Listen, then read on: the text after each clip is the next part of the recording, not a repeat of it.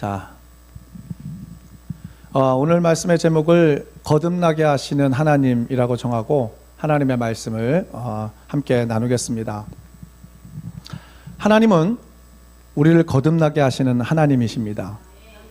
예수님이 말씀하시기를 살리는 것은 영이요 육은 무익하니라 라고 말씀하셨어요. 그러므로 하나님은 우리의 영을 거듭나게 하십니다. 하나님의 자녀로 다시 태어나게 하십니다. 성령을 우리 안에 부어주셔서 하나님의 생명이 우리 안에 있게 하십니다. 이 땅의 모든 사람들은 하나님과의 관계가 끊어진 채로 태어나요. 그래서 스스로 하나님을 알 수도 없고 하나님을 찾을 수도 없습니다. 간혹 자기 열심으로 절대자를 찾아 나서는 이가 있어요. 그들은 예수를 통하지 않고 스스로 절대자를 찾습니다. 그것이 바로 종교입니다. 그래서 종교마다 절대자를 부르는 이름들이 다 달라요. 어느 나라를 가보면 신들의 숫자가 인구수만큼 있는 나라도 있습니다. 모두가 절대자를 부르고 찾고 있지만 이 모두가 다 성경이 말하는 하나님은 아니죠. 그래서 그들은 모두가 우상인 것입니다. 우상은 사람들을 절대로 거듭나게 할 수 없어요. 그들은 하나님의 자녀가 될 수도 없고 또 하나님의 나라를 상속받을 수도 없습니다. 그들은 육체로 시작해서 육체로 끝날 수밖에 없습니다. 우리는 하나님이 보내신 예수 그리스도를 통하여 하나님을 봅니다. 하나님은 예수 그리스도를 우리에게 주셨습니다. 그러므로 우리는 예수 그리스도를 통하지 않으면 안 되는 거예요. 왜냐하면 그분 안에서, 예수 그리스도 그분 안에서 하나님의 생명과 하나님의 빛이 나오기 때문입니다. 우리는 예수 안에서 나오는 빛을 통해서 하나님의 생명을 얻습니다. 성령의 충만함을 받습니다. 이것이 바로 거듭남이에요. 성령은 우리를 하나님 나라의 상속자와 자녀가 되게 하시며 우리 안에서 역사하셔서 예수 그리스도가 하나님의 아들이심을 세상에 증언하십니다. 그래서 오늘 본문은 사울이 성령으로 거듭나는 장면이죠. 그래서 오늘 본문을 통해서 세 가지 주제로 나누어서 영적 교훈을 한번 나눠볼까 합니다. 자, 오늘 첫 번째 주제입니다. 한번 따라해 보겠습니다. 하나님을 대적하는 사울, 예수님을 못 보는 사울. 자, 우리 사도행전 9장 1절하고 2절 한번 같이 읽어보도록 하겠습니다. 시작. 사울이 주의 제자들에 대하여 여전히 위협과 살기가 등등하여 대제사장에게 가서 다메섹 여러 회당에 가져갈 공문을 청하니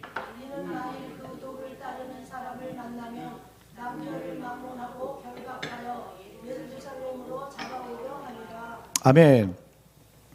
자, 사울은요 예수 믿는 사람들이 너무 싫었어요. 왜요? 하나님을 모독하고 있으니까.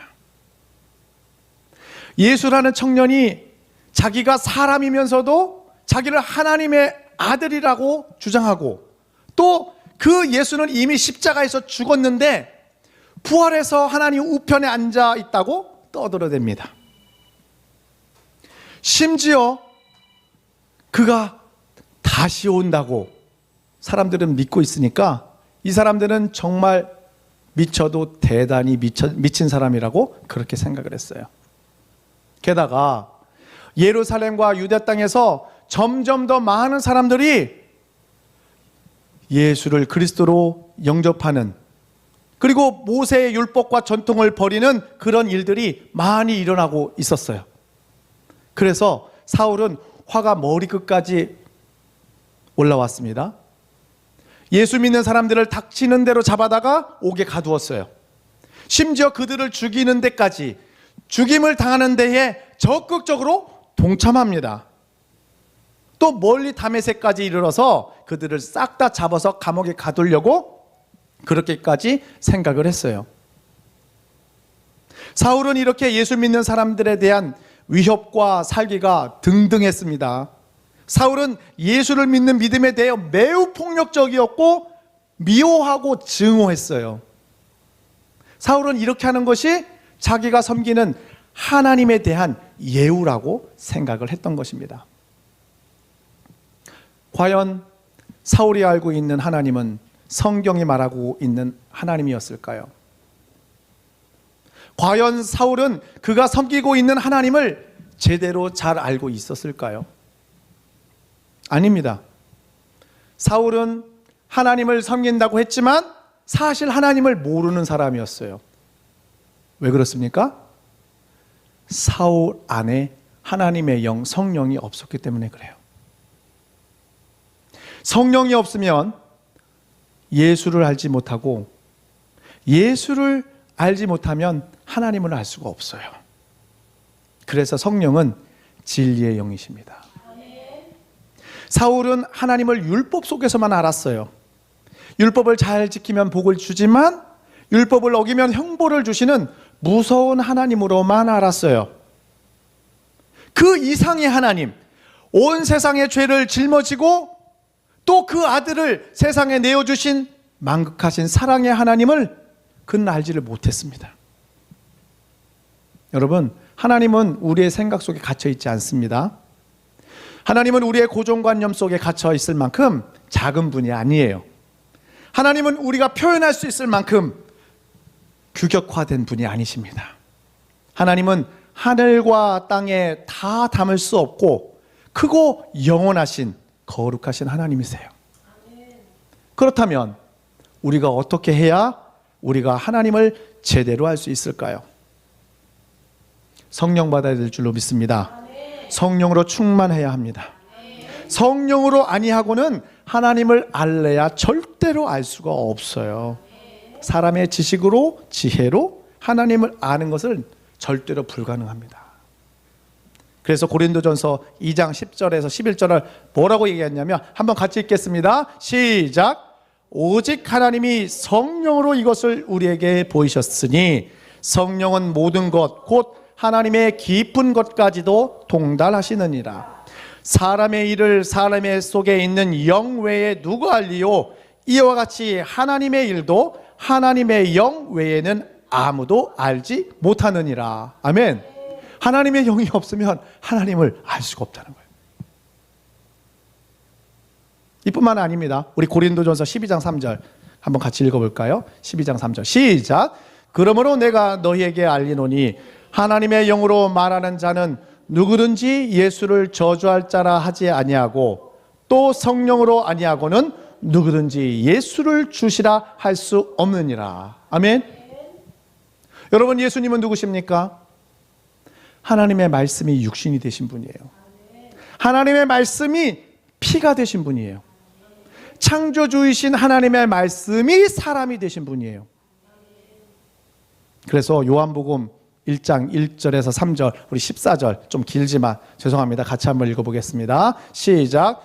태초에 말씀이 계시니라. 이 말씀이 하나님과 함께 계셨으니 이 말씀은 곧 하나님이시니라. 그가 태초에 하나님과 함께 계셨고 만물이 그로 말미암아 지은 바 되었으니 지은 것이 하나도 그가 없이는 된 것이 없느니라. 말씀이 육신이 되어 우리 가운데 거하심에 우리가 그의 영광을 보니 아버지의 독생자의 영광이요 은혜와 진리가 충만하더라. 아멘. 여러분, 하나님의 모든 신성은 예수 그리스도의 육체 안에서 충만합니다. 그래서 우리는 오직 그의 아들 예수 그리스도를 통해서만 보이지 않는 하나님을 볼 수가 있는 거예요. 어느 날 예수님이 제자들에게 이렇게 질문하십니다. 너희는 나를 누구라 하느냐? 이때 베드로가 말하죠. 주는 그리스도시요 살아계신 하나님의 아들이로소이다. 한번 따라해 보겠습니다. 주는 그리스도시요 살아계신 하나님의 아들이로소이다. 이때 예수께서요 성령으로 크게 기뻐하면서 베드로를 칭찬하십니다. 바요나 시몬아, 내가 복이 있도다. 이를 내게 알게 하는 이는 혈육이 아니요 하늘에 계신 내 아버지시니라. 내가 이 반석 위에 내 교회를 세우리니 음부의 권세가 이기지 못하리라. 내가 천국 열쇠를 내게 주리니 네가 땅에서 무엇이든지 매며 하늘에서도 매일 것이요 내가 땅에서 무엇이든지 풀면 하늘에서도 풀리리라.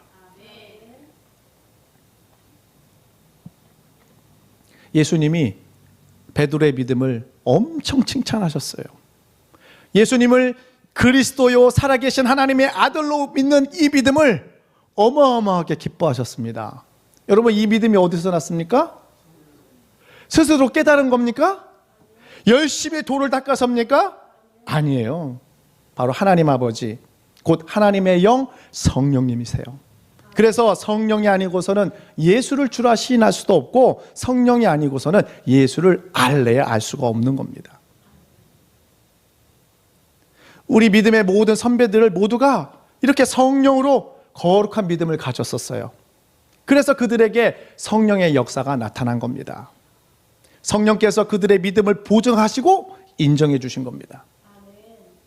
이와 같이 성령 받기 전에 사울은 예수가 누구인지 깨닫지를 못했어요. 성령 받기 전에 사울은 예수가 하나님의 아들이시며 하나님의 형상이시며 하나님의 영광의 빛이심을 알지 못했어요. 그래서 그는 위협과 살기가 등등했고 예수 믿는 사람들과 하나님의 교회를 핍박하고 잔멸했습니다. 여러분, 우리도 마찬가지예요. 우리가 성령으로 인도함 받지 못하면 나도 모르게 우리도 하나님의 역사를 대적할 수 있습니다. 하나님의 교회를 대적할 수 있어요. 그런 사람이 될 수 있습니다. 여러분, 예수님을 믿되 성령으로 믿기를 예수님의 이름으로 축복합니다. 성령으로 말미암아 예수님을 하나님의 아들로 믿으시기를 예수님의 이름으로 축복합니다. 그리고 성령에 감동되어서 예수님을 나의 구세주로 고백하시는 저와 여러분 되시기를 예수님의 이름으로 축복합니다. 그러면 우리 모두가 다 능력 있는 제자, 능력 있는 교회가 될 줄로 믿습니다. 마귀의 권세가 우리를 절대로 이기지 못할 줄로 믿습니다. 아멘. 자, 오늘 두 번째 주제를 말씀드리겠습니다. 한번 따라해 보겠습니다. 빛을 보는 사울, 예수님을 보는 사울. 사울이 다메섹으로 가는 도중에 갑자기 하늘로부터 빛이 그를 비춥니다. 사울이 깜짝 놀라서 땅에 엎드립니다. 그리고 하늘에서 소리가 나요. 사울아, 사울아, 네가 왜 나를 핍박하느냐? 주여, 누구십니까? 나는 네가 핍박하는 예수라. 이윽고 빛은 사라지고 사울은 일어나서 눈을 떠보았습니다. 그런데 아무것도 보이지 않아요. 아무것도 볼 수가 없어요. 사울이 소경이 되어버렸습니다. 사울이 큰 충격을 받았습니다. 그리고 생각합니다. 하늘에서 나는 저 소리는 누구의 소리였는가? 분명히 예수라고 했는데 그 예수를 십자가에서 죽었는데 왜 소리가 하늘에서 나지? 왜 예수가 빛 가운데 있는 거야?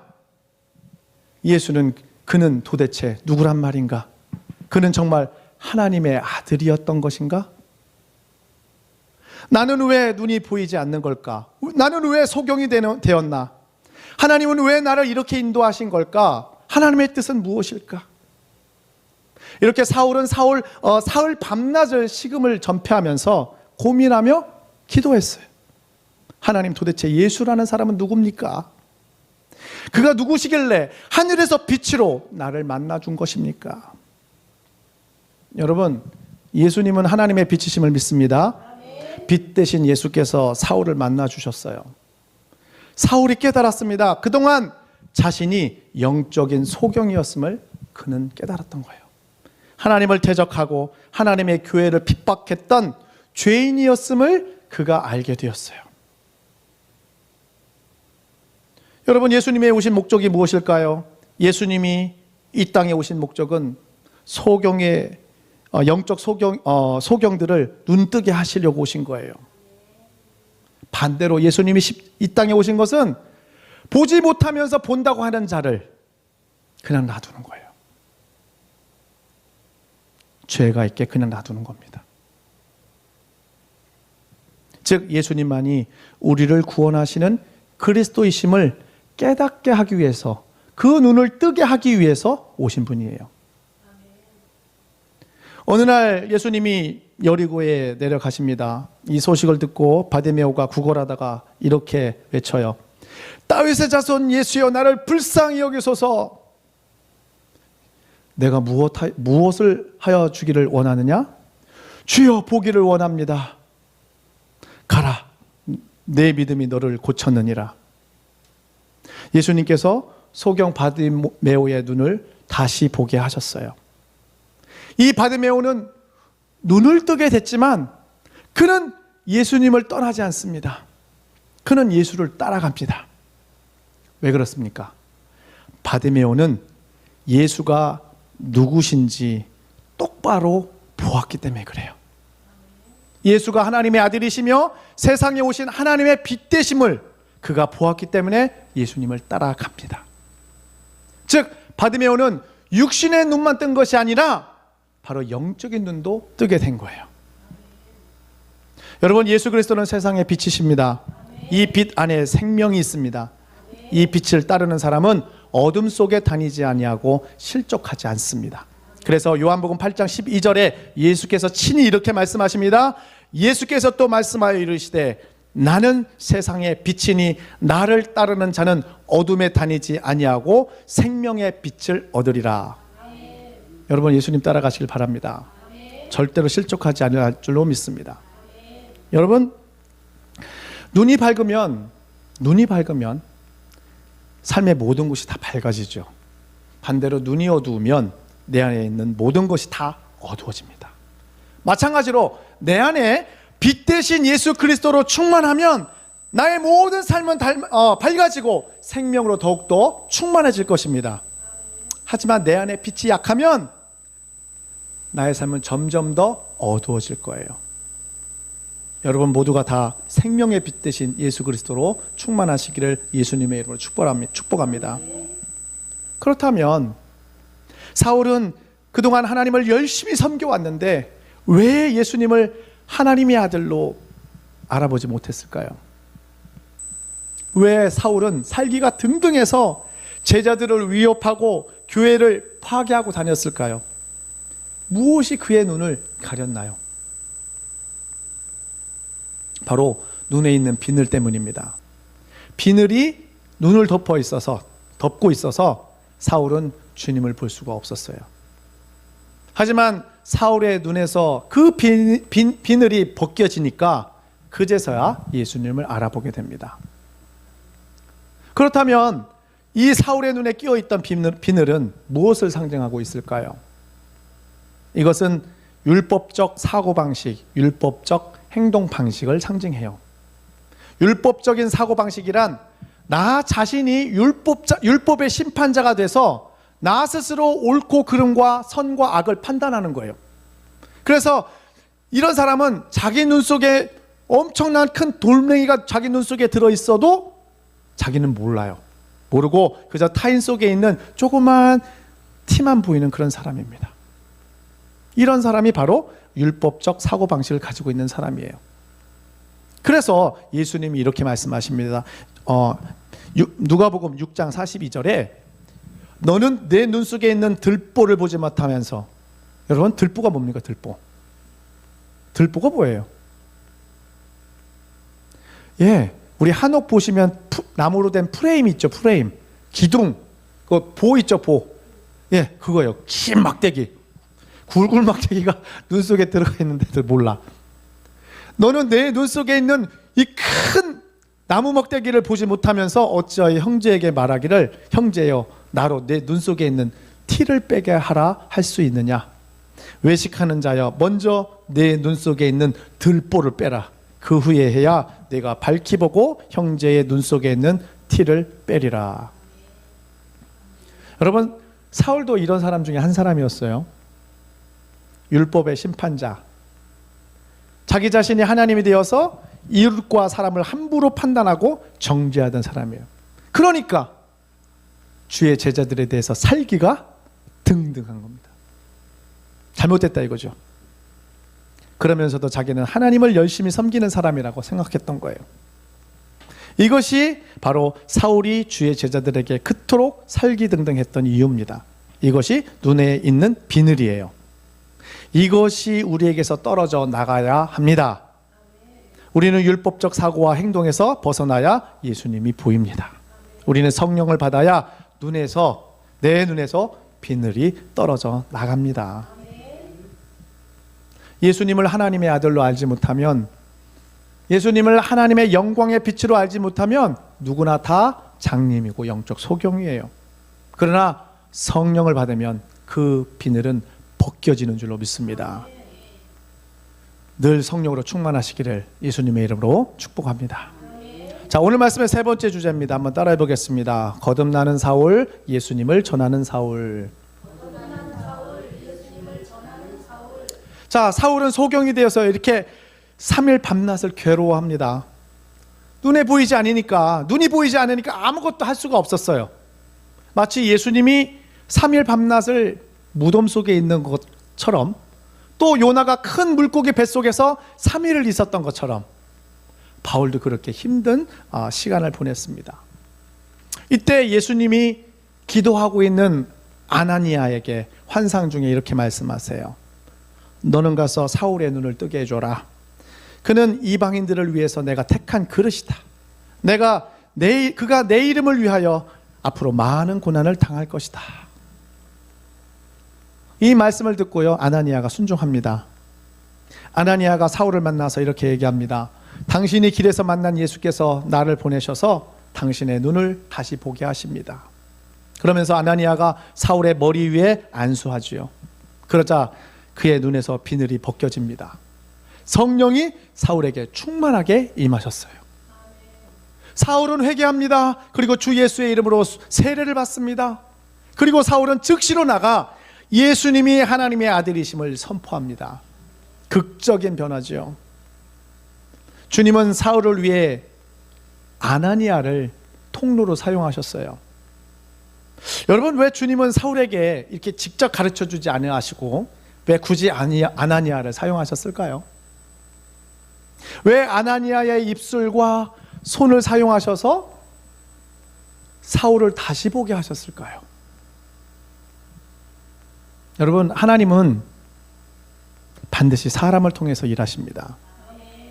하나님은 항상 하나님의 사람을 통해서 역사를 이루세요. 하나님은 사람을 통해서 복음을 전하게 하시고 하나님의 나라를 이루어 가십니다. 그래서 주기도문에도 이렇게 기도하라고 하셨죠. 아버지의 나라가 임하게 하시고 뜻이 하늘에서 이루어진 것 같이 땅에서도 이루어지게 하소서. 우리의 기도를 주님이 사용하시는 거예요.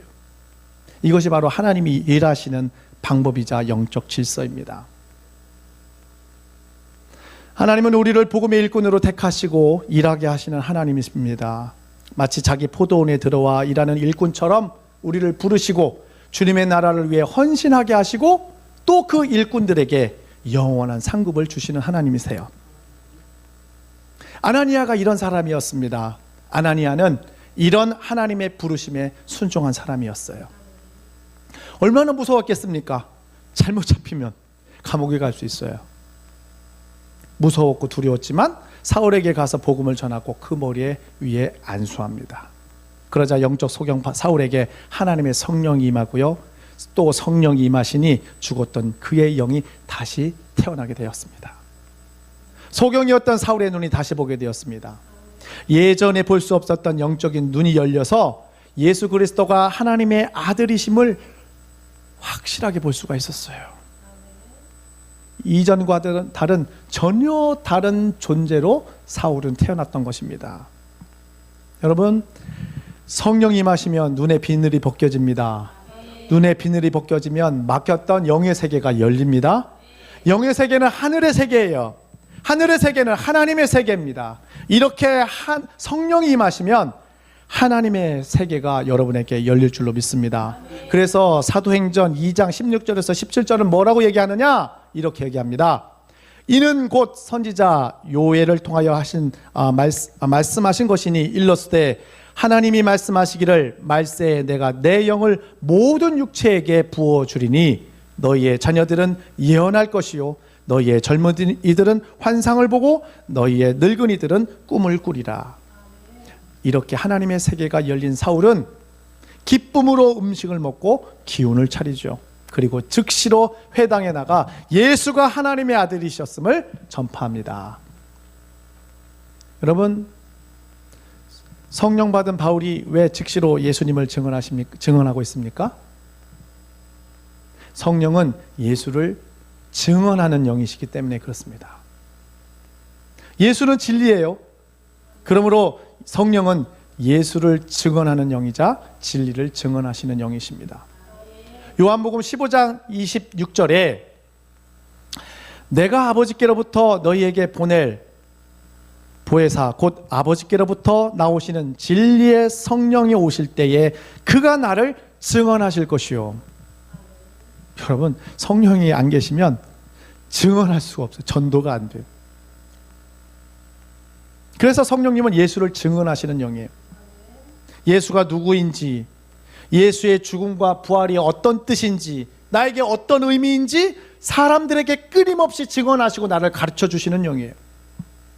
왜냐하면 성령님은 태초부터 예수 안에 계셨고 예수 그리스도와 이 땅에서의 모든 사역을 함께 하셨기 때문입니다. 예수가 병을 고칠 때에도 그 안에서 함께 역사하셨고 예수가 귀신을 내어 쫓을 때에도 그 예수의 말씀과 함께 명령하셨고 또 예수가 말씀을 전하실 때도 그 말씀을 능력으로 보증해 주셨던 분이세요. 또 예수가 죽으셨을 때도 그를 사망에서 살리신 분이 바로 성령님이셨다는 거죠. 아멘. 그래서 사도행전 10장 38절을 함께 읽겠습니다. 시작. 하나님이 나사렛 예수에게 성령과 능력을 기름 붓듯 하셨음에 그가 두루 다니시며 선한 일을 행하시고 마귀에게 눌린 모든 사람을 고치셨으니 이는 하나님이 함께 하셨습니다. 아멘. 그렇기 때문에 성령님은요 우리 안에서 끊임없이 예수 그리스도를 증언하시고 진리를 드러내시고 예수가 십자가를 통해 하신 모든 것들이 거짓이 아니고 진리였음을 능력과 표정으로 증언하시는 분이십니다. 그리고 이것을 믿는 모든 자들을 하나님의 자녀로 인쳐주시고 하나님의 자녀들이 모든 진리 가운데 인도받도록 역사하십니다. 그래서 요한복음 16장 13절 한번 같이 읽겠습니다. 시작. 그러나 진리의 성령이 오시면 그가 너희를 모든 진리 가운데로 인도하시리니 그가 스스로 말하지 않고 오직 들은 것을 말하며 장래일을 너희에게 알리시리라. 아멘. 여러분, 성령은 진리의 영이세요. 그렇기 때문에 우리는 반드시 성령을 받아야 하고 성령으로 충만해야 합니다. 이 신앙생활에 힘이 없고 연약한 이유가 뭡니까? 바로 성령의 역사가 약하기 때문에 그래요. 성령 충만하지 않아서 그렇습니다. 우리 신앙생활이 항상 성령을 거스르고 성령을 슬프게 하고 성령을 무시하기 때문에 그래요. 여러분, 진리의 성령을 환영하시길 바랍니다. 은혜의 성령을 인정하시고 그분의 말씀에 순종하시길 바라요. 그러면 나의 신앙생활에 성령의 후원하심과 지원을 전폭적으로 받게 될 줄로 믿습니다. 그러면 영적 생활에 신바람이 나고 기쁨으로 충만하게 될 줄로 믿습니다. 성령의 능력이 나타나고 성령의 열매가 맺게 되는 줄로 믿습니다. 이것이 바로 자라고 성장하며 열매 맺게 하시는 성령님의 역사입니다. 그러나 성령이 없으면 아무 일도 일어나지 않아요. 그래서 내가 열심히 하려고 하는 겁니다. 오늘 말씀을 정리합니다. 오늘 본문에 나오는 사울은 스스로 하나님을 안다고 섬긴다고 생각을 했어요. 그는 하나님을 위해 예수 믿는 자들을 잡아다가 옥에 가두고 심지어 죽이는데 동참까지 했습니다. 다메섹 도상에서 그는 하늘로부터 내려오는 강한 빛을 보죠. 그리고 소리를 들었습니다. 사울아 사울아 내가 왜 나를 핍박하느냐. 주여 네 시오니까 나는 네가 핍박하는 예수라. 사울은 즉시로 소경이 되어버렸어요. 아무것도 볼 수 없었습니다. 하늘의 빛, 하나님의 빛으로 인해 그의 영적인 실체가 드러난 거예요. 그는 하나님을 섬기는 존재가 아니라 하나님을 대적했던 영적 장님이었어요. 다시 말해서 사울은 예수 그리스도를 하나님의 아들로 볼 수 없는 영적 장님인 것이 소경으로 드러난 거죠. 하지만 그 빛 대신 예수 그리스도가 우리에게 비춰질 때, 즉 우리의 눈이 열릴 때 영의 눈도 함께 열리는 줄로 믿습니다. 그때 비로소 우리는 하나님을 알고 하나님의 아들의 영광을 보게 되는 거예요. 그래서 예수 그리스도 없이는 하나님을 알 수 있는 방법이 없고, 예수 그리스도를 떠나서는 아무도 하나님을 경험할 수가 없어요. 소경이 된 사울은 그래서 3일 동안 식음을 전폐하면서 고통스럽고 혼란스러워했습니다. 그동안 내가 영적 장님이었구나. 그동안 내가 하나님을 섬긴다고 했던 모든 것들이 사실은 하나님을 대적하는 것들이었구나.